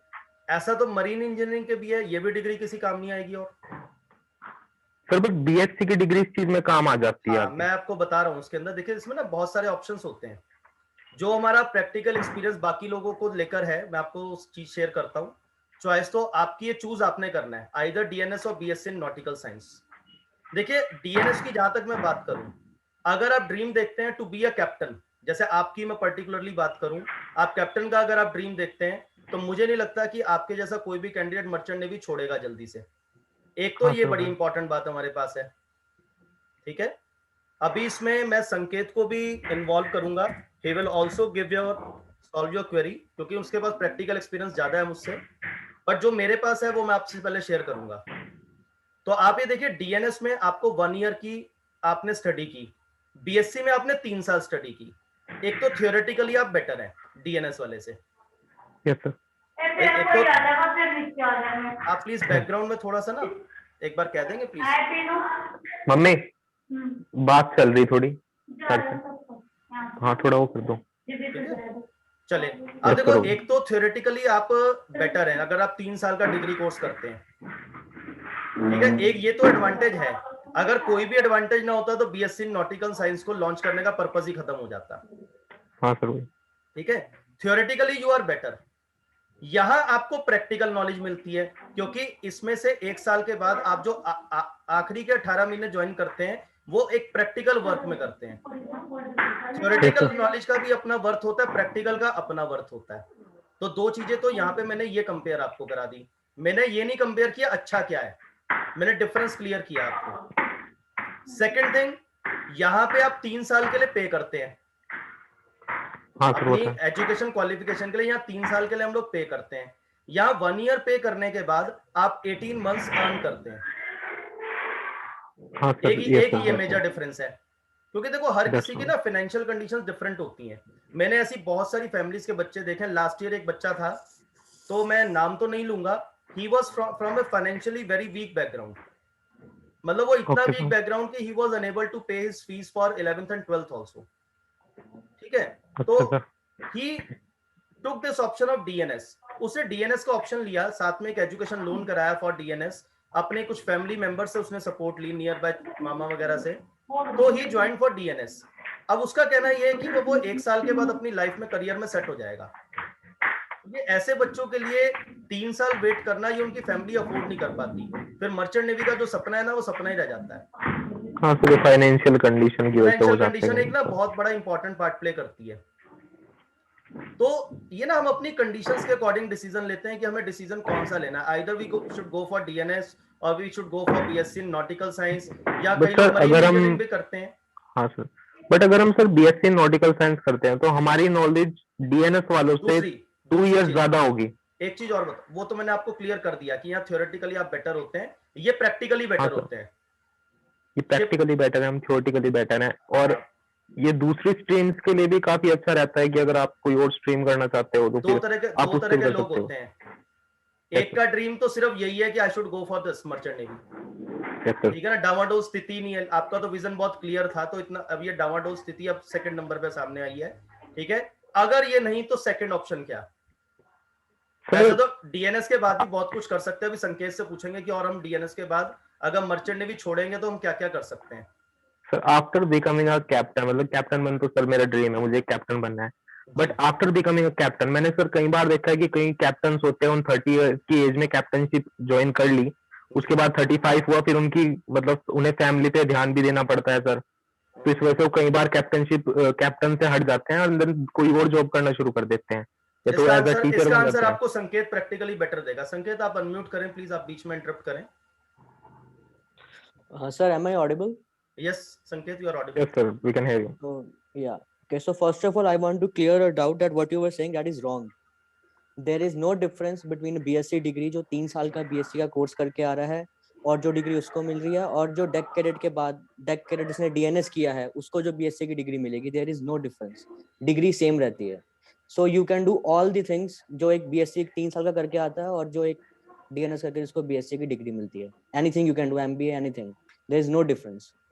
सर तो अगर हम मान लो, अगर हम अभी आईएमयूसीटी का जैसे फॉर्म आने वाले हैं अगले महीने, और सर ये जो पिछला मतलब मेरा साल तो मैंने ड्रॉप किया था because of corona virus spread हो गया था, तो उसमें आईएमयूसीटी का एग्जाम कैंसिल हो गया था। तो मतलब अब स्पॉन्सरशिप का एग्जाम किस तरह दिया जा सकता है, क्योंकि अप्रैल है, मई, जून, जून में लगभग पेपर हो जाएंगे इसके आईएमयूसीटी के। That we will guide, that I will guide you personally, that is not the issue. But मैं आपका डाउट क्लियर कर रहा हूँ कि ये जो बीएससी है इसमें कोई डिफरेंस नहीं है डिग्री के अंदर, जो एक डीएनएस वाले को मिल रहा है और जो एक बीएससी 3 साल को करके आ रहा है, डिग्री सेम क्योंकि मिलती है सर तीनों। और क्योंकि क्योंकि सर एक ना, एक ही यूनिवर्सिटी है जो डिग्री दे रही है, इंडियन मैरीटाइम अच्छा यूनिवर्सिटी, तो वो अलग अलग डिग्री नहीं देती है। एंड सेकंड थिंग, ऐसा कुछ नहीं होता कि जो 3 साल की बीएससी करके आ रहा है कि उसको कोई प्रेफरेंस मिलेगी, उसको ज्यादा नॉलेज है। आप बीएससी 3 साल के करके आओ, आप 1 साल का डीएनएस करके शिप पे जाओ, आप जब थर्ड ऑफिसर बन जाओगे, nobody will ask you you are a DNS or you are a BSc. अच्छा It's what matter is आपका आपका रैंक क्या है। थर्ड ऑफिसर हो, दैट इज फिनिश, वहीं पे कहानी खत्म हो जाएगी। आप थर्ड ऑफिसर हो, आप सेकंड ऑफिसर हो, आप चीफ ऑफिसर हो, इट डजंट मैटर आप बीएससी करके आए हो कि आप डीएनएस करके आए हो, कोई नहीं पूछता है। और ना इस चीज की कोई वैल्यू रह जाती है once you become an officer. Sir Sanket, एक ना मतलब, एक बार संकेत आप मैं, ऑफिसर बन गए तो graduation, okay, it's a good thing that you are a graduated person, but when once you become an officer you'll get a license from the Indian government, a yes designation that you are an officer, authorized officer from the government, so it doesn't matter. Yes sir, sir एक बोलिए ना sir, sir क्या कह रहे थे? थोड़ी, जी अर्जुन आप बोलो फिर मैं बाद में बोलता हूँ, आप बोलो। सर एक ना थोड़ी इनसिक्योरिटी भी होती है कि अगर हम मान लो अगर हम डीएनएस कर रहे हैं तो कहीं आगे जाके ऐसा ना बोले कि आपने डीएनएस किया है और वहां पे हमारी साथ ही जब हमारा इंटरव्यू हो रहा है कोई और स्टूडेंट हो जिसने बीएससी किया और उसे ज्यादा प्रेफरेंस दी जाए हमसे, तो ये भी थोड़ा सा इनसिक्योरिटी, इनसिक्योरिटी रहती ओके, है। I will just interrupt here. Insecurity BSc में रहती है 3 साल की, डीएनएस में नहीं रहती है। Now I have done DNS and I am having a degree of BSc also. तो इनसिक्योरिटी बीएससी में कैसे रहती है, आपको बीएससी में एडमिशन लेने के लिए किसी कंपनी की स्पॉन्सरशिप नहीं चाहिए। आप 3 साल की बीएससी कर लो, हो सकता है कोई कंपनी में आपका सिलेक्शन ना हो, आपने 3 साल डिग्री में पैसे भी लगा दिए, बाद में आप जॉब ढूंढ रहे हो, अब क्या पता जॉब ना मिले, और मिले तो आपके लेवल की ना मिले, अच्छी कंपनी में जॉब ना मिले। बट डीएनएस में जॉब सिक्योरिटी सबसे ज्यादा रहती है, बिकॉज आप डीएनएस कोर्स ज्वाइन ही कब तब कर सकते हो जब आपके पास कंपनी का स्पॉन्सरशिप हो। स्पॉन्सरशिप मतलब आपके पास कंपनी का ऑफर लेटर है, क्योंकि इंडियन गवर्नमेंट की गाइडलाइंस के हिसाब से आप डीएनएस का कोर्स कर ही नहीं सकते हो अगर आपके पास किसी कंपनी का स्पॉन्सरशिप लेटर नहीं। तो डीएनएस सबसे ज्यादा सिक्योर रहता है if you compare with any other thing, sir जो स्पॉन्सरशिप का मरीन मतलब, engineering, either BTech, either BSc. अच्छा सर जो स्पॉन्सरशिप का एग्जाम है वो किस बेसिस पे होता है, 12th बेसिस पे, 11th बेसिस पे, और किसी मतलब और बेसिस पे, मतलब सिलेबस कहाँ से फॉर आता है इसका? For DNS and IMU CET, जो कंपनी का sponsorship return exam IMU CET, it is based on 11th 12th PCM. In fact 9th 10th 11th 12th PCM, English, general knowledge, aptitude, everything is included in this. मतलब sir 9 to 12th का Yes, सारा include होता है इसमें?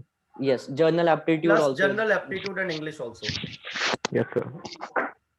संकेत एक चीज और आप यहाँ पे क्लैरिफाई करें कि मर्चेंट नेवी में अगर हम लोग थोड़े समय के बाद शिप पे ना जाना चाहें तो क्या ऑफशोर अपॉर्चुनिटीज हमारे पास होती हैं? Yes, once you become an officer, आपके पास लाइसेंस है, आप एज ऑफिसर सेल कर चुके हो शिप पे, देन आर वेरियस ऑप्शंस। आप जैसे बोल रहे थे, आप एमबीए कर सकते हो, आप पोर्ट में बहुत सारे ऑफिसर्स होते हैं वहां पे जा सकते हो, आप कंपनी में, आप शिप्स में, जो शिप्स पानी में चल रहे हैं, कंपनीज होती हैं जो उनको लैंड पे बैठ के मैनेज करती हैं, तो वहां पे जो ऑलरेडी शिप पे काम कर रहा होता है, जिन्होंने जो ऑफिसर्स होते हैं, उनको प्रेफरेंस दी जाती है as compare to other people.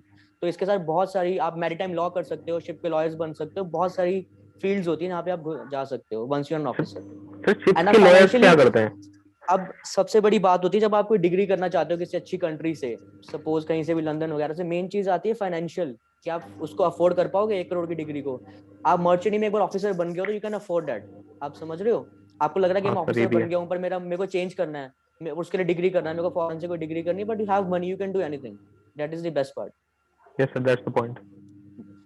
बोलिए क्या अर्जुन, क्वेरी और आपकी? कोई क्वेरी आपकी अर्जुन? तो सर एक और क्वेरी है, जैसे कि हम यहाँ से शिप में वीजा बनता है, तो कई बार ऐसा भी हो जाता है कि वीजा बनना था, जैसे बनना था जापान का और बना दिया अमेरिका का, तो उस वीजे के ऊपर भी मतलब जाया जा सकता है क्या दूसरे कंट्री, मतलब ऐसे शिप अगर कुछ अरेंज करे? सबसे क्योंकि पहली ऐसा सर बात हुआ तो है।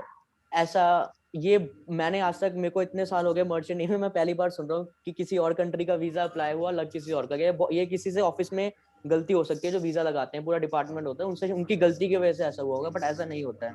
And second thing, most of the countries में ऑन अराइवल वीजा लगता है मर्चेंट नेवी वालों का, एंड वीजा लगने में कभी प्रॉब्लम नहीं आती है, अच्छा सर, और क्योंकि एक हमारे वीजा जो स्पेशल होते हैं। जो हमारे वीजा लगते हैं नॉर्मल वीजा नहीं होते, जैसे कि नॉर्मल अगर कोई वीजा लगा रहा है तो वो वाला वीजा नहीं लगता है, हमारे पासपोर्ट पे स्पेशल वीजा लगता है, जो कि सर नॉर्मली रिफ्यूज नहीं वर्किंग, होता, क्योंकि इंडियन गवर्नमेंट को रिप्रेजेंट कर रहे हो, आप समझ रहे हो। आप जब ऑफिसर सर बनते हो, आपके बिल्कुल पास बिल्कुल। लाइसेंस आता है, वो इंडियन गवर्नमेंट देती है, तो आप बेसिकली इंडियन गवर्नमेंट को रिफ्यूज कर रहे हो। अगर आपका कोई कंट्री वीजा रिजेक्ट करती है, तो आईएमओ सर ने बताया था स्टार्टिंग में, आईएमओ, आईएलओ, इंडियन गवर्नमेंट, तो वो कंट्री को यस सर, उनको टू जवाब देना ऑर्गेनाइजेशन। पड़ेगा on what basis they are refusing the visa.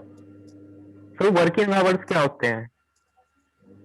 Once you become an officer, yes sir. on an average, if I say, at least 10 hours a day you have to work.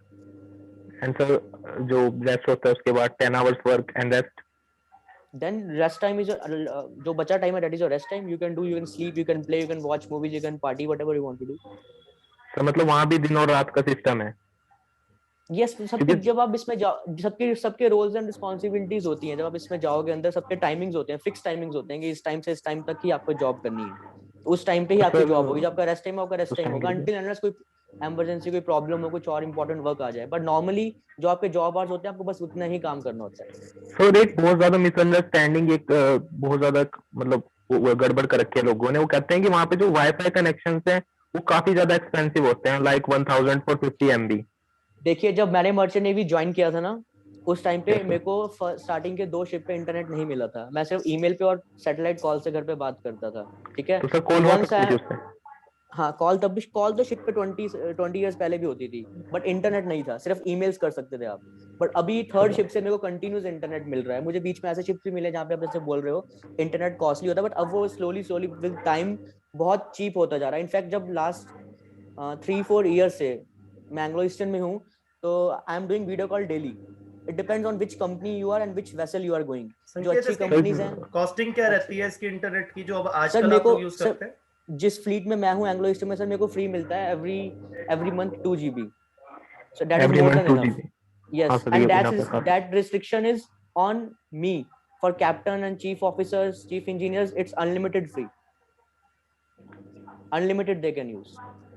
They can use unlimited. Yes. And अगर आप 2 GB आपके पास है, if you are using just doing WhatsApp call, it is more than enough for 1 month.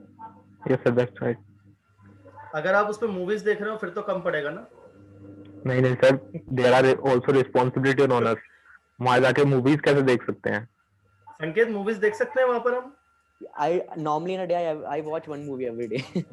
वो कैसे देखते हैं आप लोग? Rest hour में you have to compromise with your sleep. 14 घंटे सो लो या enjoy कर लो. अच्छा सर, 10 आवर वर्क और 14 घंटे का रेस्ट? हाँ, minimum 10 hours it is that, but कोई बार एक्स्ट्रा काम होता है आपको एक्स्ट्रा भी करना पड़ता है, बट नॉर्मली अगर आप एवरेज निकालो, it comes to 10 to 11 hours a day. Sir almost sir कितना टाइम लगता है कि अगर हम थर्ड रैंक ऑफिसर से सेकंड रैंक ऑफिसर जाते हैं? It depends upon company basically. आप मैक्सिमम इट डिपेंड कि आपको एटलीस्ट आजकल 2 to 3 शिफ्ट्स मिनिमम करने होते हैं, 3 shifts to become second officer. अब वो आपके ऊपर डिपेंड करता है कि आप 6 मंथ्स के बाद कितनी हॉलीडेज ले रहे हो। कई बार आप 6 मंथ्स के बाद 6 मंथ घर बैठते हो तो 1 साल में 1 शिफ्ट किया आपने, ऐसे तो 3 साल लग जाएंगे वो 3 शिफ्ट करने के लिए। कई बार सिर्फ 1 महीना घर बैठे और आप नेक्स्ट मंथ फिर से शिफ्ट पे जा रहे हो तो आपने बेसिकली 2 साल में 3 शिफ्ट कर लिया। तो it depends upon you and your performance also, but max तो टू मैक्स मतलब 4 शिफ्ट्स तक कंपनी कर देती है promote as second officer. Sir time कितना लगता है एक शिप को यहाँ से दूसरी कंट्री जाने में, टोटल टाइम जो उस पर स्पेंड करते हैं, मतलब आपकी जो प्रीशियस शिप पे आप गए हो बिल्कुल अभी लास्ट शिप पे, उस पर आपको कितना टाइम लगा यहाँ से वहां जाने में और आने में? It depends upon from which country to which country you are going. Suppose my last ship was going from Australia to China. In 12 days, she used to reach from Australia to China. 12 दिन लगते थे। पर अगर आप अब suppose China से मेरे को ताइवान जाना है, सिंगापुर जाना है, मैं 2 दिन में पहुंच जाऊंगा। It depends. कई बार ऐसा भी होता है कि आपको चाइना से अगर ताइवान जाना है बिल्कुल पास में, आप 1 दिन में नेक्स्ट कंट्री पहुंच जाओगे। तो तो सर बेसिकली इट डिपेंड्स। उसके लिए सबसे पहले आपको चाइना जाना पड़ेगा शायद। ऐसा नहीं है, दिस डिपेंड्स कि आपका फर्स्ट शिप उस फ्लाइट टाइम पे लेके। कहाँ पे है। हाँ अच्छा उस हाँ, टाइम जब पे आपको कहाँ शिप पे है? ज्वाइन, यस, जब आपको शिप ज्वाइन करना है उस टाइम पे वो जहाँ पे भी होगा, you have to take flight from India to that country. और जब आप वापस आ रहे हो 6 मंथ्स के बाद, उस शिप उस टाइम पे जहाँ से होगा वहां से आपको फ्लाइट पकड़ के इंडिया आना पड़ेगा। And this everything, flight, travelling, staying in hotels, everything is paid by the company, it's totally free. Good evening, sir. हाँ यस जी। Aditya, Sir, I want to ask a question. What is the level of exam? Of which exam? Sir, IMU CET or company sponsorship. If you compare it with an IAS, IPS, UPSC, I will say it's quite easy if you will compare with that. But जैसे से time change हो रहा है, it's getting tougher and tougher because अभी आजकल जो companies हैं, अच्छी अच्छी कंपनीज ने अपनी मिनिमम रिक्वायरमेंट रख दी है। किसी बच्चे का पीसीएम में 70% है तो ही वो उनकी कंपनी का एग्जाम अप्लाई कर सकता है। Even you can not even apply अगर आपका 70% नहीं है। But it's getting tougher, every year it's getting more and more tougher. But तो still if you will sponsorship का क्या लेवल होगा? But still if you will compare it with UPSC and all, it is still quite easy. इसके लिए guide किया जाएगा आप सब लोगों को, डोंट वरी एट ऑल। ये सब चीजों के लिए गाइड किया जाएगा। आज का जो मेन पर्पस है that is to make you all familiar with merchant navy. आज का पर्पस हम लोगों का ये है। सर तो स्पॉन्सरशिप के लिए गाइडेंस और आईएमयू सीईटी के लिए गाइडेंस तो मिलेगी ना सर? जी बिल्कुल, Yes. ये इंस्टीट्यूट इसी के लिए है। अच्छा, that's my biggest query. So आपकी स्क्रीन पे है Indian institute of merchant navy. तो this institute is guiding students related to sponsorship exam, sponsorship interviews and about IMU CET also. अगर आप लोग इसमें देखना चाहें तो आपकी स्क्रीन पे कुछ स्टूडेंट्स हैं, हो सकता है कि आपके स्कूल के हो तो आप इनमें से कुछ स्टूडेंट्स को जानते हो definitely. I know one of them. किसको जानते हैं आप? सर अनमोल त्यागी। अनमोल त्यागी, या ही is in a very good company. तो ये हमारे फर्स्ट बैच का स्टूडेंट था अनमोल त्यागी 2019 के अंदर, and he got selected and right now he is almost on the completion of DNS। Similar is with Kartik Mittal. तो Kartik Mittal is waiting for his visa for US। अभी सिर्फ 2-3 महीने इसको लगेंगे ऑलमोस्ट, इससे ज्यादा नहीं। अगर हम तनुश्री की बात करें तो तनुश्री, अब देखो एक बहुत बड़ी बात होती है कि क्या मर्चेंट नेवी गर्ल्स के लिए सुटेबल है। तो आप देख सकते हैं इसके अंदर की तनुश्री जो है, she got selected in 2 companies, Anglo eastern and fleet management.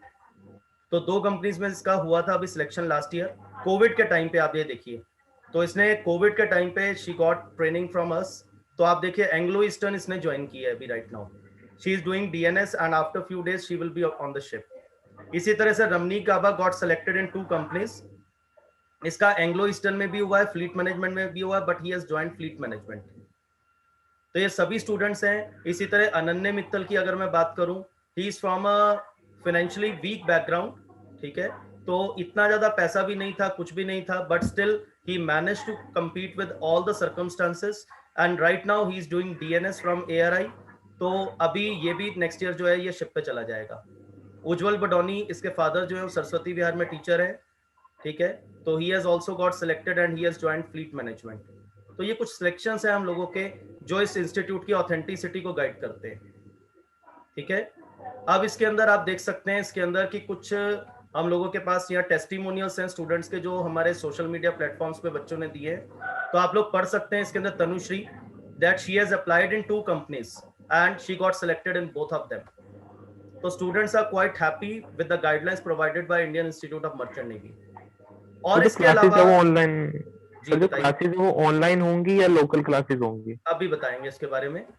इसके अलावा आप देखिए कि कुछ नेवी ऑफिशियल्स हैं, लाइक कुछ चीफ ऑफिसर्स हैं, कुछ चीफ इंजीनियर्स हैं, ठीक है, जिन्होंने बहुत ज़्यादा सपोर्ट किया Indian institute of merchant navy. ये सब हम लोगों के रेगुलर कांटेक्ट में, we get guidelines from all these people about merchant navy, because जो कंपनी के सिनेरियोज होते हैं वो टाइम टू टाइम बदलते रहते हैं। So we are in touch of many merchant navy officers जो हमें time to time guidelines provide करते रहते हैं फ्रॉम डिफरेंट कंपनीज, कि क्या अभी सिनेरियो चल रहा है, कितना वेटिंग पीरियड है, क्या है एंड ऑल। तो सारी चीजों की गाइडलाइंस मिलती हैं। So we have been uploaded by many navy officials. तो ये सब टेस्टिमोनियल्स हैं जो हमें नेवी ऑफिशियल से मिले हैं ऑन ऑथेंटिक प्लेटफॉर्म्स। अभी आप ये पूछ रहे थे कि क्लासेस किस तरीके से रहेंगी। देखिए अभी कोविड की सिचुएशन में last year we were facing some problem कि क्लासेस किस तरीके से चलेंगी। लास्ट ईयर भी क्या था कि हम लोग डायलेमा में थे कि बच्चों के लिए क्लासेस अरेंज करें या ना करें। तो हम लोगों ने ऑनलाइन क्लासेस बच्चों के लिए अरेंज की थी, और उसमें भी हमने क्या किया था, because we were not feeling comfortable to run the batch, but कुछ स्टूडेंट्स थे जिन्होंने हमें फोर्स किया, 5-6 स्टूडेंट्स वर देयर, कि आप मर्चेंट नेवी का बैच रन करिए, वी हैव दिस ड्रीम। तो उन स्टूडेंट्स के लिए हमने फिर पीसीएम के क्लासेस को हटा दिया था। सिर्फ हमने उनको एप्टीट्यूड, इंटरव्यू प्रिपरेशन, इंग्लिश, ये सब जो अर्जेंट चीजें थी जिनके बिना बच्चा आगे बढ़ ही नहीं सकता है, ठीक है, उनकी टेस्ट सीरीज, ये सब चीजें हम लोगों ने उनको प्रोवाइड करी थी।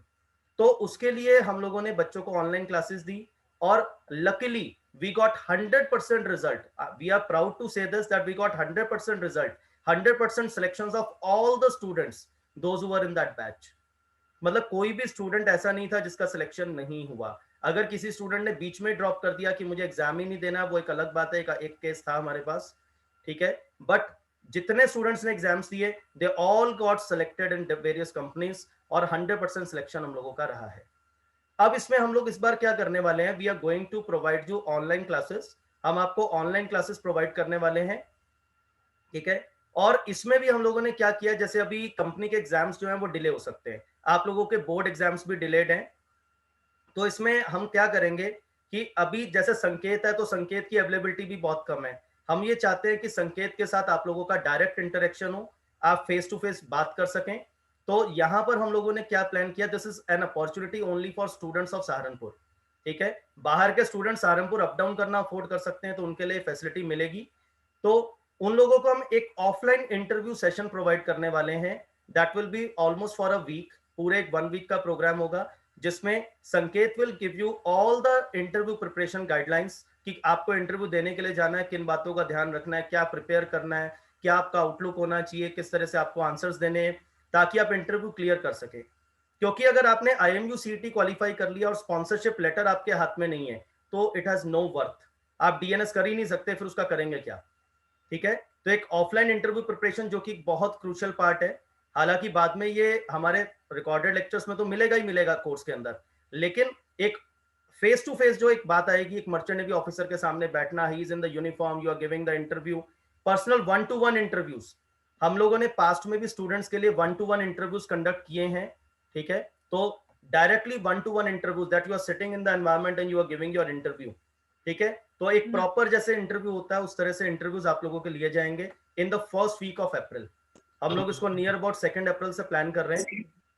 तो ये सब आप लोगों को मिलेगा, लेटर ऑन डिसीजन लेंगे, तो आप लोग एटलीस्ट ये वाला पार्ट आप यहाँ पे मिस करेंगे, जो एक ऑफलाइन इंटरेक्शन वाला पार्ट होगा, बिकॉज संकेत will be back on ship after that, so you will be getting all the preparation guidelines. इसके अलावा जो हम क्लासेस तो आप लोगों को प्रोवाइड करेंगे ही करेंगे, हम लोग आप लोगों को ये भी गाइडलाइंस प्रोवाइड करेंगे, कब कौन सी कंपनी का, कौन से कॉलेज का फॉर्म फिल करना है, हर चीज की गाइडलाइंस आप लोगों को रेगुलर बेसिस पे प्रोवाइड की जाएंगी। उसके लिए अगर लाइव सेशंस की जरूरत होगी तो लाइव सेशंस भी किए जाएंगे, अदरवाइज ईमेल के थ्रू इन्फॉर्मेशन, व्हाट्सएप के थ्रू इन्फॉर्मेशन, ये सारी इन्फॉर्मेशन हम टाइम टू टाइम आप लोगों को देते रहेंगे।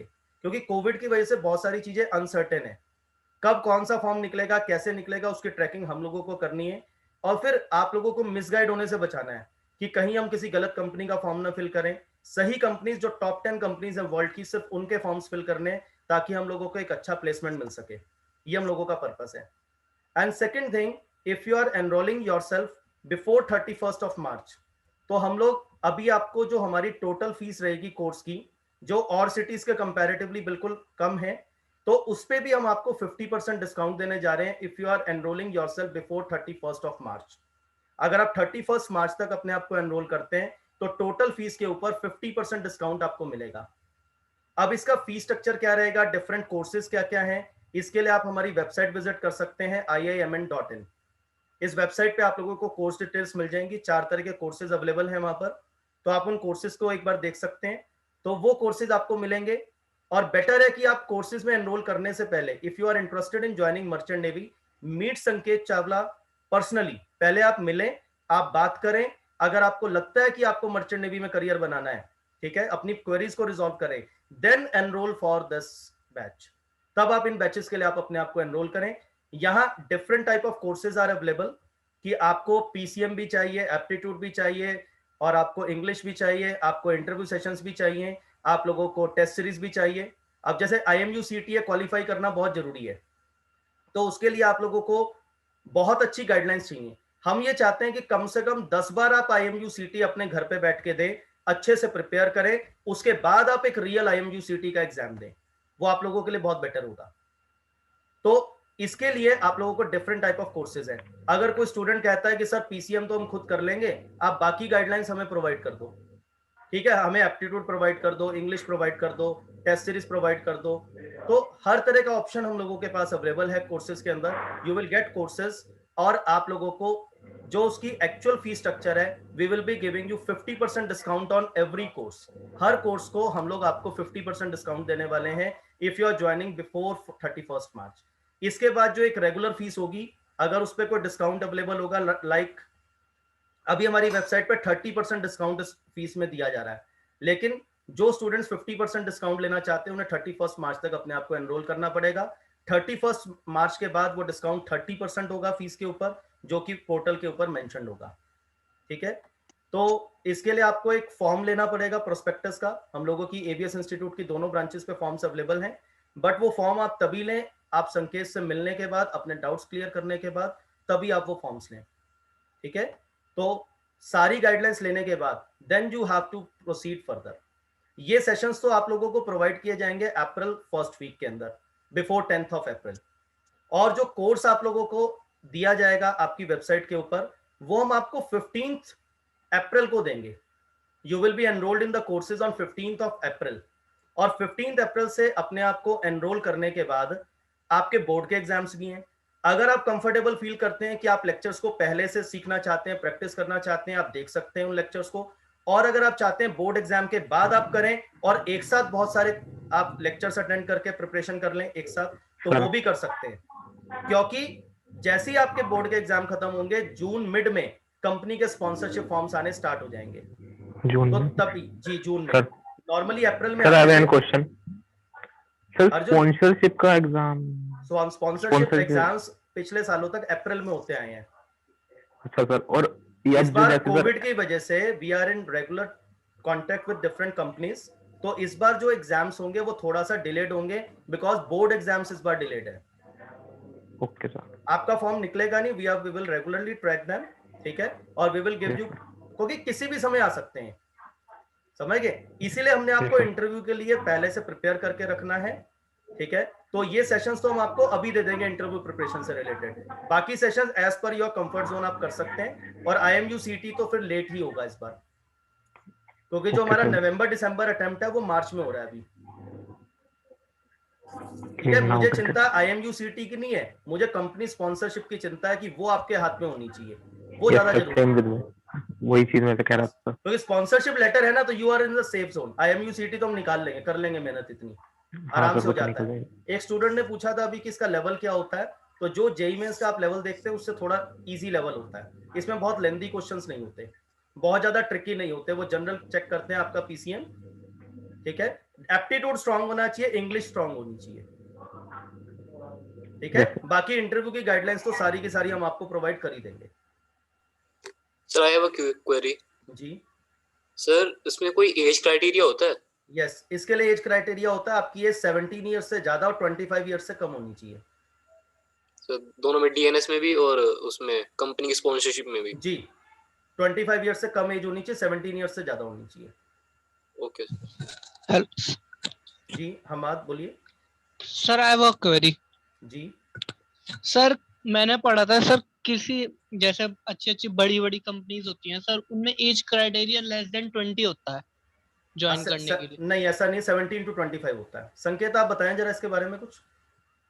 इसमें ये होता है कि सब आपका जो 12th आपने जो करी होती है उसके बीच में कोई गैप नहीं होना चाहिए। समझ लो जैसे आपने 18 इयर्स में 12th कर लिया और अब आप 21 इयर्स के हो, तो कंपनी आपसे पूछेगी 3 साल क्या किया। तो अगर आपने उन अच्छा 3 सर। साल में कोई और डिग्री करी है, कोई इंजीनियरिंग करी है, कोई बीएससी करी, कोई बीकॉम में कुछ भी ग्रेजुएशन किया है, तो then it is okay, then it's not a issue. But अगर आपने उसको 1 साल का या 2 साल का गैप आया, then it's a problem to clear the company interview. वो देन इंटरव्यू दे में आपको कंसीडर रिजेक्ट दोस कर 2 सकते इयर्स हैं एज ना। वेस्ट। हाँ बिल्कुल। Yes sir. Sir, if someone has done his 12th in 20 and he has given the interview when he is 21, so there is a issue. There is 1 1 year year gap। gap. This is accepted, but not more than this. Then it is accepted, but then it creates a problem. They don't allow more than 1 year gap. Yes sir. But अगर उस 1-2 साल में you have done some diploma, anything you have done that you have not sir fulfilled, अगर then अगर it's मान okay. लो कि 2 साल gap हो गया बट हमने उसमें एक C+ की डिग्री है हमारे पास, तो हम ऐसा कह सकते हैं कि हमने कॉलेज ज्वाइन किया था BA टेक का एंड देन हमने उसे ड्रॉप कर दिया अपने ड्रीम को आगे बढ़ाने के लिए, सर ऐसा भी कह Yes, सकते हैं हम? that is how you have to. This is what you have to say there at the time of interview. That what was the sir reason that you sir मेरा wasted these मतलब 2 years. मैंने अनमोल के साथ ही 12th की थी। Okay. उसके बाद sir sir मैं मैंने सिविल इंजीनियरिंग ज्वाइन कर ली थी।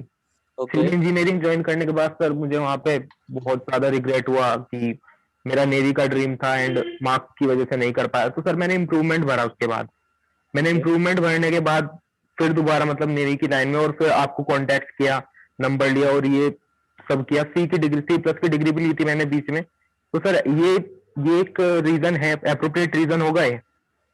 Okay, आप मेरे को मिलना पर्सनली आके अपने दिखाना डिग्रीज वगैरह सब किया, then I will see what I can do in that. वैसे सर तो आपके वहीं पे पास इंस्टीट्यूट है। एडमिशन के स्लिप्स हैं आपके पास अर्जुन? यस सर, मेरे पास फीस की भी वो है, प्रूफ है और एडमिशन का भी प्रूफ है, वहाँ का आई हाँ कार्ड भी है। हाँ, तो वहां आप अपने आप को मुझे लगता है डिफेंड कर पाएंगे, कोई व्हाट इतना वाज बड़ा द इशू होगा परसेंटेज नहीं। After improvement? सर अभी पिछले साल हुआ है। व्हाट इम्प्रूवमेंट के वाज बाद परसेंटेज क्या है आपकी? सर PCM में 66 है। हाँ, तो I think you are Yeah, eligible. And in I also English? think that you can apply. Sir English में इंग्लिश? 61 है। हाँ, तो you can apply, no issues with that. Thanks sir. और किसी की कोई क्वेरी? यू हैव ऑप्शन, आपकी कोई भी क्वेरी, कोई जनरल क्वेरी, किसी भी तरह का कोई क्वेश्चन हो तो प्लीज पूछें। Sir I have a query. Yes Aryan. Sir मेरी एज अभी तो वैलिड नहीं है। कितनी? सर मेरी 16 इयर्स एंड 4 मंथ समथिंग है अभी। तो sir next year I will be eligible for the exam, तो उसमें 1 साल का कुछ होगा क्योंकि अभी मेरी 12th है, इस साल तो 12th पास आउट हो जाऊंगा, तो उस गैप का सर कोई रीजन होगा? सही है संकेत।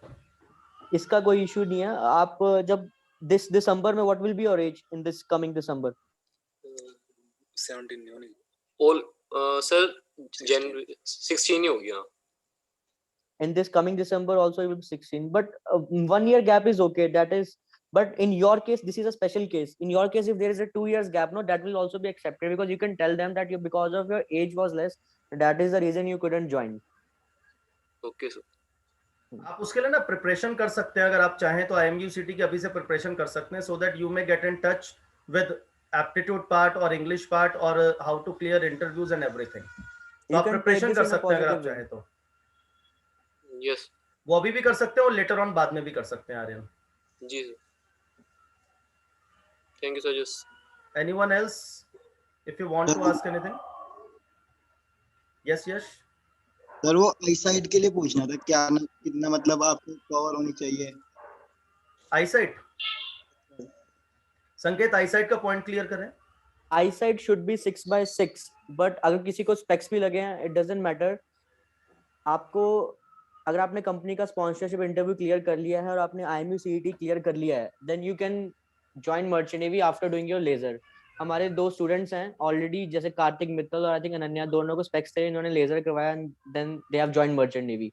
सो specs is not a issue. That laser एक बहुत छोटा सा ऑपरेट होता है, तो उसके बाद आप मर्चेंट नेवी ज्वाइन कर सकते हो। उसके बाद आपकी आईसाइट 6/6 हो जाती है, और ये सिर्फ इनिशियली फर्स्ट टाइम रिक्वायरमेंट होती है that you should join your merchant navy with 6/6। आप एक बार जब ऑफिसर बन जाते हो, अगर उसके बाद आपको स्पेक्स लगते हैं तो कोई प्रॉब्लम नहीं है, then it is allowed. only at the time of initial joining your eyesight should be 6/6, but उसकी भी कोई प्रॉब्लम नहीं है, अगर नहीं है तो आप after an laser operate you can join merchant navy.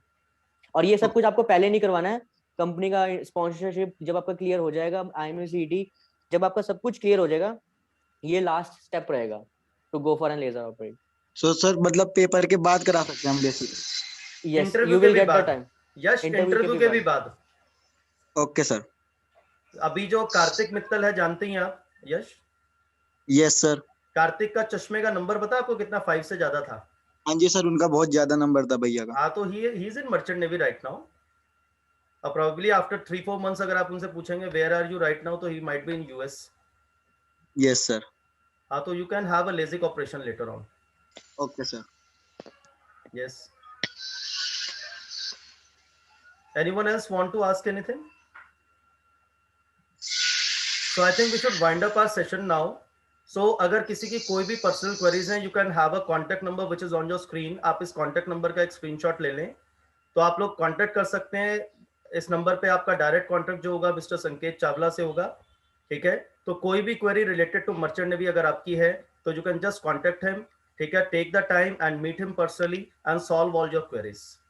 और अगर आप ज्वाइन करना चाहते हैं merchant navy, then contact before 31st of April, because on all the courses you will be availing 50% discount and offline interview preparation sessions will be there, and there will be an opportunity for one-to-one physical interviews. ये सब opportunities आप लोगों के साथ रहेंगी। So I would like to thanks everyone who joined this session, and I hope so you will help us in our mission to spread awareness about Merchant Navy to everyone. Thanks a lot, Sanket. So I wish you all, everyone, I wish you better luck for all your future ventures. Thank you, everyone.